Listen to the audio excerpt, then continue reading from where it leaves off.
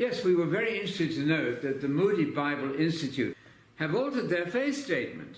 We had noticed a long time ago that they defined God as one person and three persons.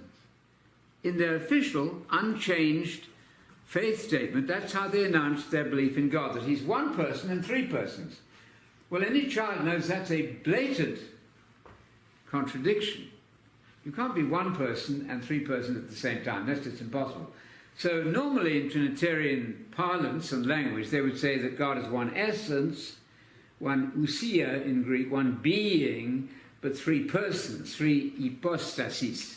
Well, nobody makes any sense of that in modern English anyway, but they at least did make an attempt to say that one X is not three X's. They said three X's is one Y. However, in the Moody Bible Institute Creed, they got that completely wrong, and we had written to them, I think, some years back. Recently, they've changed it. They still haven't arrived at the truth of Greek philosophy, but from our angle, it's still entirely wrong, and Jesus would not be welcome in that church because Jesus was a unitary monotheist. I would prefer not to say a Unitarian because of the bad connotation of the word Unitarian in our time. Unitarian, without further explanation, often means universalist Unitarianism, and that's a kind of New Age, doesn't matter what you believe faith. That's not our faith at all. We are attempting to be unitary monotheists because in an attempt to follow Jesus, it would be reasonable that you would follow his teachings.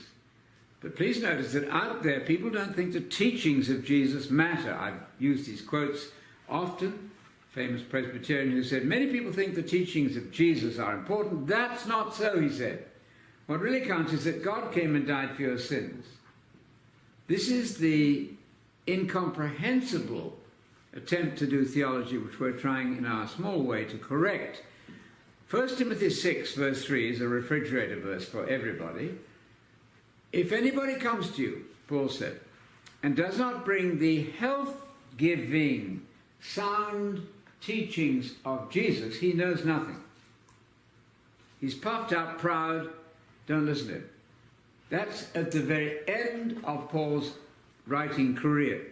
If anybody comes and doesn't bring the teachings, doctrines of Jesus, he doesn't know anything, Paul said. He dismissed him.